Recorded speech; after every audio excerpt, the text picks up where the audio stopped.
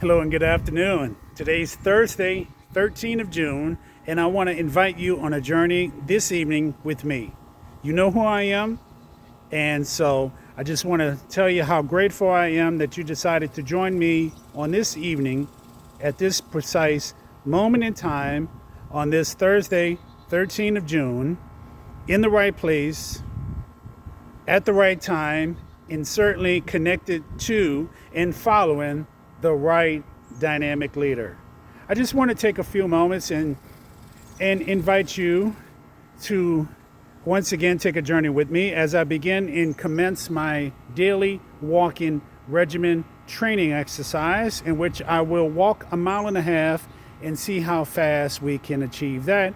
And in the process, we're going to discuss something that's been on my heart, in my mind. I've been mentally processing and reflecting on it literally for the past 3 months, that I'm more than convinced will be extremely beneficial to you. In fact, if you allow it, it will rivet your soul. It will transform your overall state of mind. So the subject for tonight is divine combustion. Yes, combustion is the process as applied to engines, whether it's gasoline, propane, and any type of fuel, petroleum base type fuel, where the fuel goes through a heating process that once it transforms from liquid to gas, it empowers the engine itself. In fact, the more fuel that's available and the more fuel that's injected in the system, the more horsepower the engine is able to generate. That is the overall, in a nutshell, layman's definition of combustion. When we think about rockets, I love rockets. Whenever a rocket is just about to lift off, the engines are ignited and the launch commences.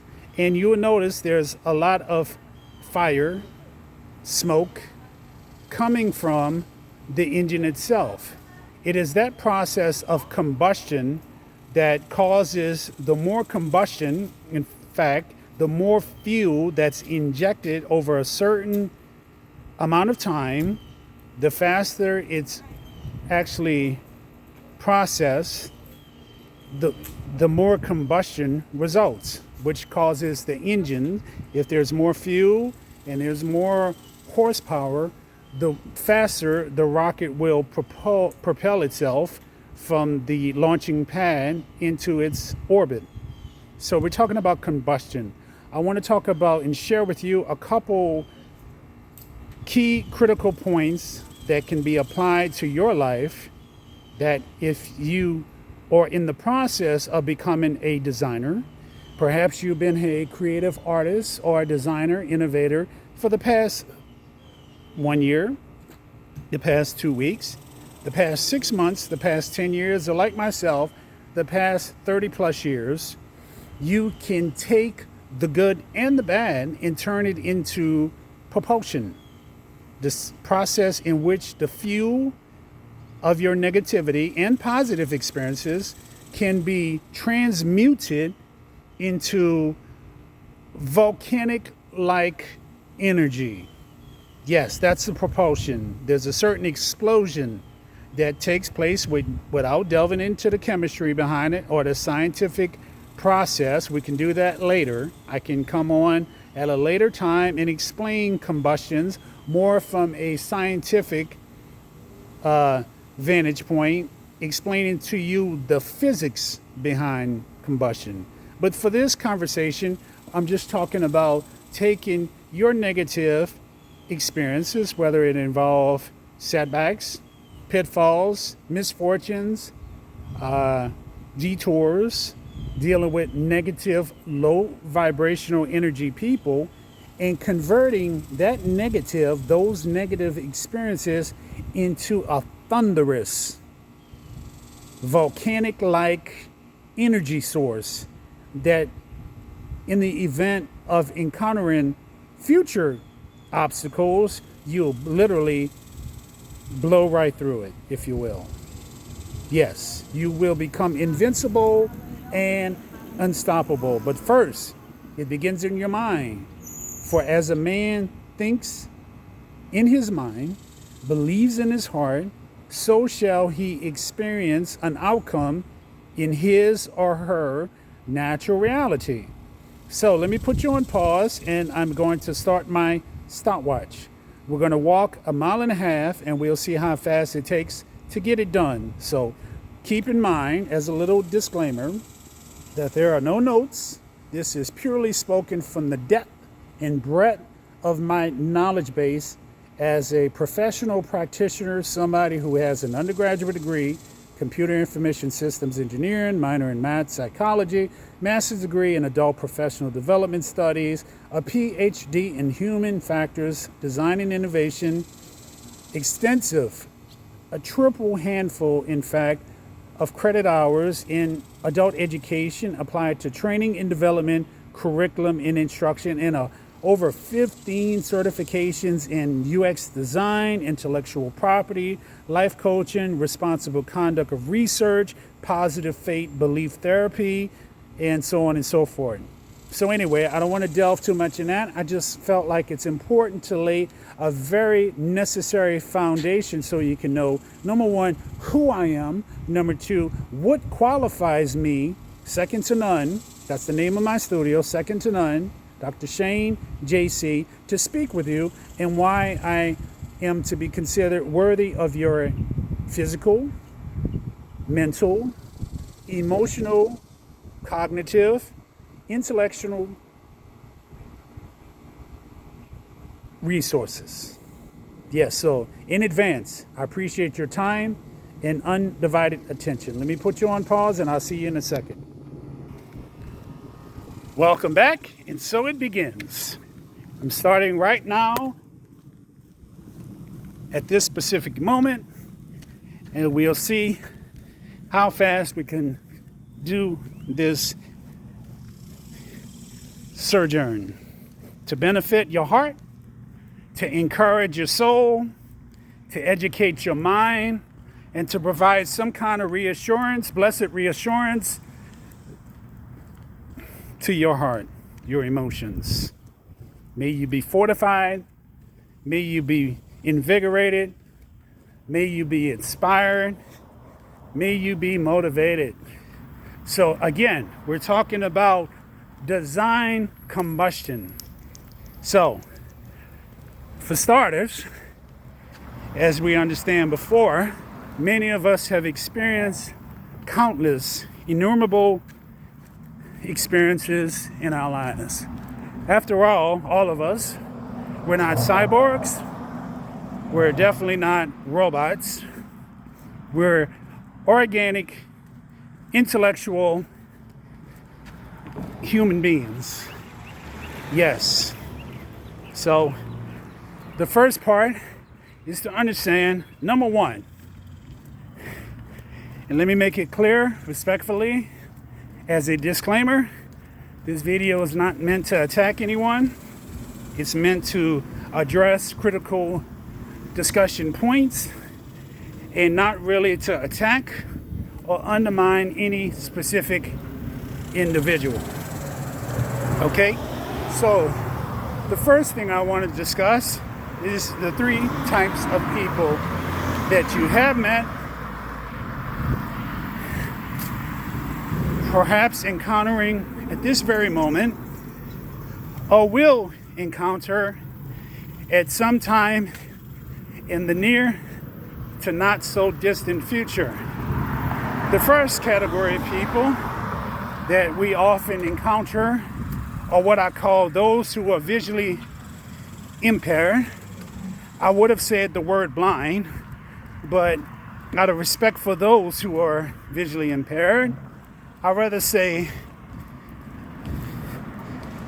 challenged as it relates to natural sight, because the truth of the matter is a person can have physical vision but lack vision of the mind, the heart, the innermost soul.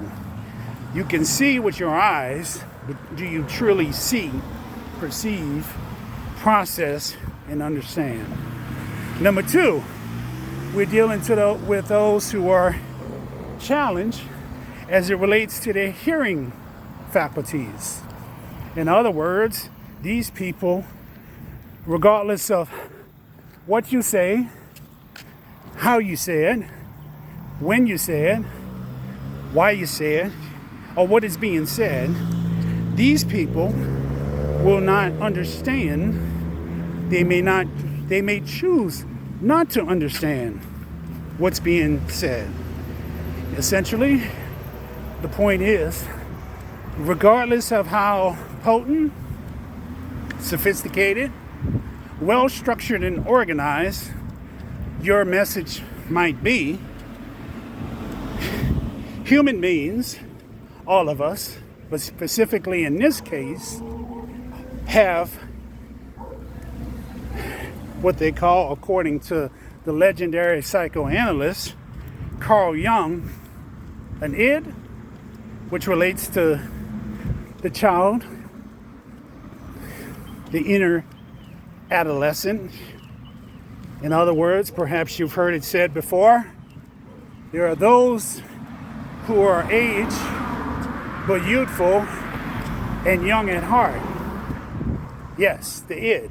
So you could be 70 years old and still motivated, governed, influenced by the adolescent within. That's the id. We have the ego. The ego is that part of human nature that has something to prove. It is more concerned about its own interest, self-interest, as opposed to how actions, etc., affect and impact those around them. The ego. Yes, the ego is that part of a person that has to always be right, even if in error, in proven wrong. Yes, so an egotistical, if you will, person is the type of person you can't reason with because they have such a fragile framework as applied to their self-esteem that it's really hard and challenging to talk with them because they're more concerned with how things appear as opposed to what exists in reality, if that makes sense. And of course, the third and final is the superego. The superego is the part of the human mind, consciousness. When we think about collective consciousness, which is a little bit different in cognition and cognitive processes, consciousness has to deal with awareness. So it's that part of human awareness that goes above and beyond to do things so that a specific image can be crafted, engineered, developed that puts a person in a category of being above and beyond normal human beings. The superego. When we think about the superego, we think about people who are like professional actors, entertainers, actresses, actors, politicians. The superego. They create this image of being all powerful when at the end of every day, when it comes down to it, each and every one have to brush their teeth, wash their face, comb their hair, and put on our clothes, one leg, one arm at a time. So, to make a long story short, the superego is the part where when we think of, I love Avengers, the movie, superheroes, think about DC Comics, we have Captain America, but Captain America without the suit is nothing more than a guy called Steve Rogers. An average guy who probably does tobacco, drinks vodka, and, likes to play video games. The superhero. Anyway, so getting back to our points of the story, there's three types of people. The second category are those who are impaired, challenged with hearing. For you can hear, but you may not understand. After all, communication, any form of communication, is composed of three fundamental components. We have the sender, we have the receiver, and we have the medium. Of course, the sender is the one who's picking up the phone, logging into their email account, and composing a message with intent directed to someone or a group of people. Those are the receivers. Now the medium, glad you asked, what is the medium? The medium is the platform through which the message is being sent. We have Gmail, we have YouTube, we have Yahoo, and other sorts of email type platforms. We also have SMS. You can send text messages via different networks, T-Mobile, AT&T, or Sprint, just to mention a handful. So those are the three components of communication. So a person who's challenged as it relates to hearing may not comprehend the message, the gist, the crux of the message that is being delivered. What is the ultimate intent that predicated the message being designed, crafted, whether it took 30 seconds to compose or 3 hours to compose? Ultimately, it boils down to a certain motivational impetus, a catalyst, that caused the need from the message from the onset. Okay, now as far as the third category of persons you might meet, we dealt, as a reminder, a brief rehash, those who are visually impaired, those who are hearing impaired, and the last category are those who are impaired, I don't want to say mentally, because that doesn't really communicate the message itself. What I would say is those who lack sound understanding. So you can say they're impaired when it comes to understanding. I don't want to say dumb, because you can have somebody who's highly educated, have gone to an Ivy League school, but they're what they call an intelligent fool. In other words, education doesn't affirm or validate intelligence. On the other hand of the spectrum, you have those of us who have lesser credible diplomas or degrees from prestigious institutions. I myself matriculated at a tier 1 institution. But the point is, you have those who may lack or have limited education, but they're extremely intelligent. Or as my grandfather used to say, you can be an intelligent fool, but you need not go to the university or an institution to be a genius. Yes, to be a prodigy. I live in North Texas, and I was reading the story recently of a young man of color. Well, he's now a man of color, but when I was first introduced to him indirectly via a message on the internet, He was only 14 years old. It was about 7 years ago, and he was already graduated from high school at 14 and commencing his college studies at a university here in North Texas. Now, think about that for a moment. The young boy, respectfully, at that time he was 14, adolescent. I don't want to call him a boy because certainly if you would take a moment to delve into his background, even though chronologically he was 14, mentally he was 18. To make a long story short,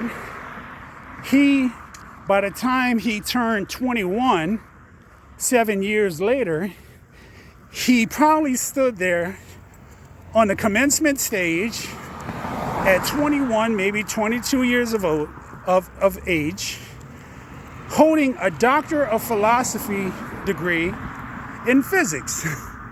You understand my point? Chronologically, he was young, but mentally, he was advanced. So coming back full circle to my point, you can have no degree or a degree from a lesser, non-prestigious university and yet still be brilliant. So I'm apprehensive when I say somebody is mentally challenged, because a person, once again, can have all the right degrees but lack common sense, or what they call tacit knowledge. They have bad understanding. So those are the three types of people that you and me. Okay? I just got to the halfway point. We're at 0.75 miles, 0.76 miles. We're at the halfway point, literally, on our 1.5 mile journey this evening. So now, getting back to the initial conversation of design combustion, now I want all of you, each and every one of you, to pause, reflect, and think about those encounters that were both good and bad, positive, negative, uplifting, and outright despicable, that resulted in you being wounded in some fashion or manner as it relates to your self-image, self-esteem. So now that we've covered the three types of people, now hopefully you can shift your paradigm and understand that oftentimes bad experiences, bad encounters, negative outcomes is not a reflection of you or myself. Because you could do all the right things, but unfortunately, you may have possibly encountered somebody who was in a position of authority, power, influence. They could have had a little status, affluence, but on the inside, maybe you encountered them at a moment when the id, the inner child, was in the seat of control in that person's vehicle called their human body. That makes sense? Or it could have been their ego. You could have done something. I could think of a dozen of times myself I encountered people who had more status than me, but they weren't equal to me as it relates to aptitudes, abilities, performance capabilities, potentiality. Yes. So,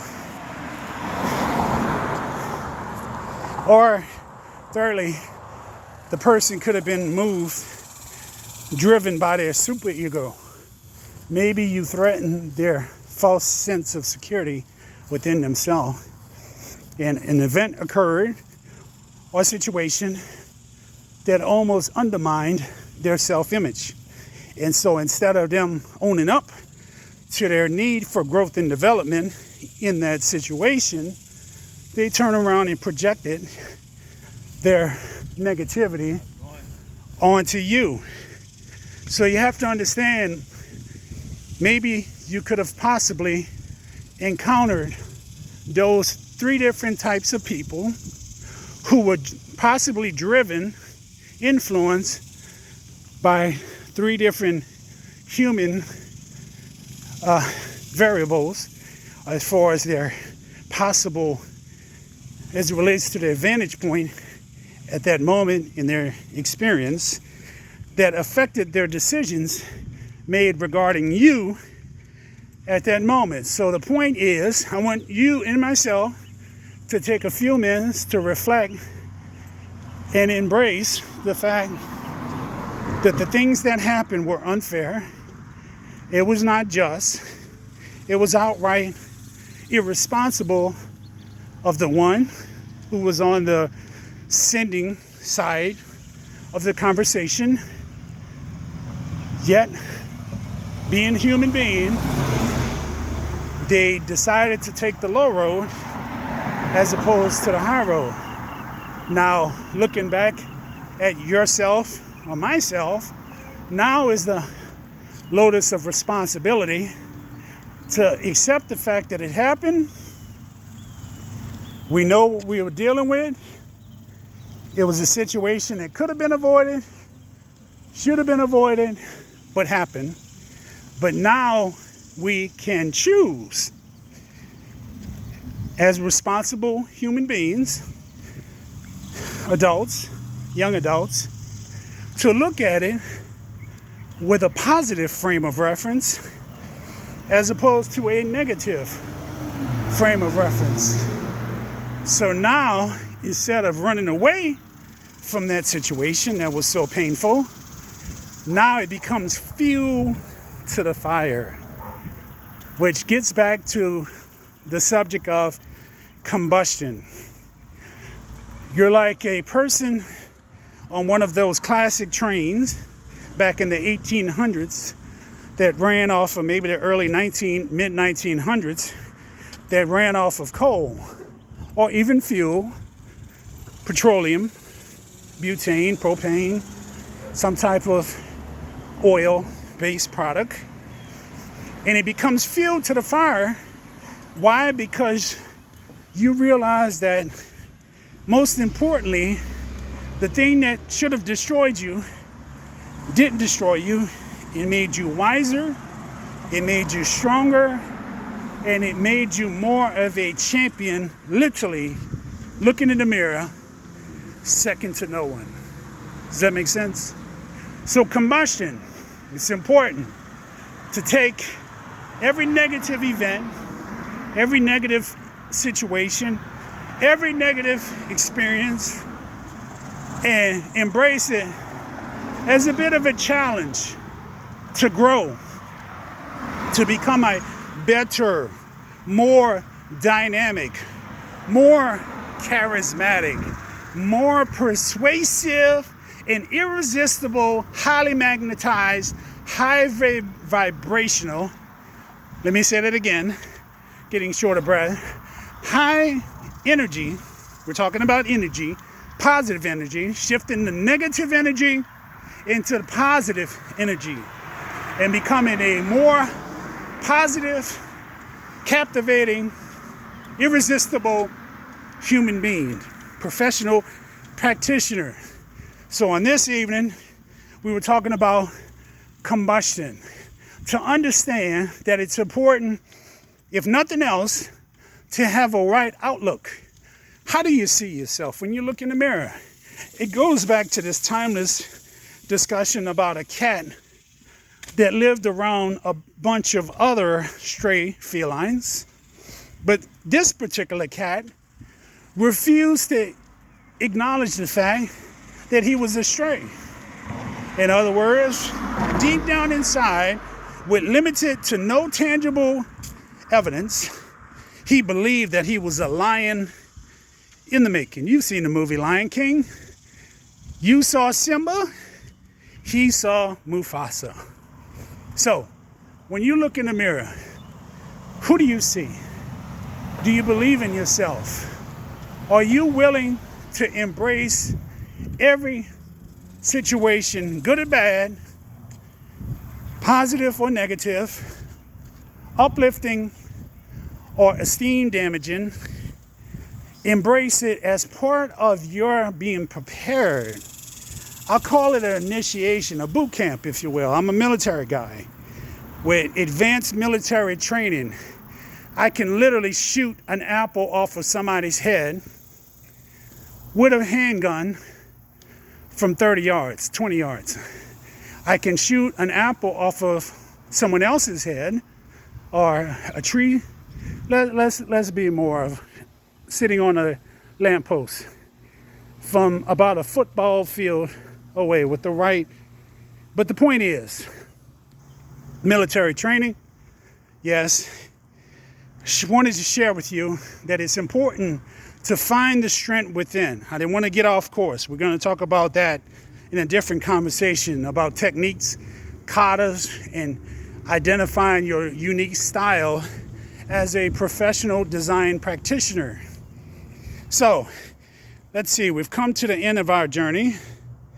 Let's see what time it is. We did it in 23 minutes and 58 seconds. I kind of stopped and paused for a minute, so we subtract about 10 seconds, 15 seconds. 23:58. That's our time for about a mile and a half, a fast-paced walk. Not a run, not a jog, not a sprint, not a 40-yard dash, a 400-meter relay, but a brisk mile and a half stroll. So, if you have any questions, I'm coming to 32 minutes on this here conversation. Smash that like button, put a like. If you were impacted by this message, which is totally unconventional, I could have sat at my desk in a more formal, professional type setting in my office, but I chose to be a little bit unorthodox to reach you beyond all of the bells and whistles of wearing a tie, wearing a vest, carrying a briefcase, a portfolio, things of that nature. I wanted to really connect with you, even as I'm here in my exercise outfit. You can see my leggings, my walking shoes, my gloves, my vest, my sweatshirt. Yes, that's me. Anyway,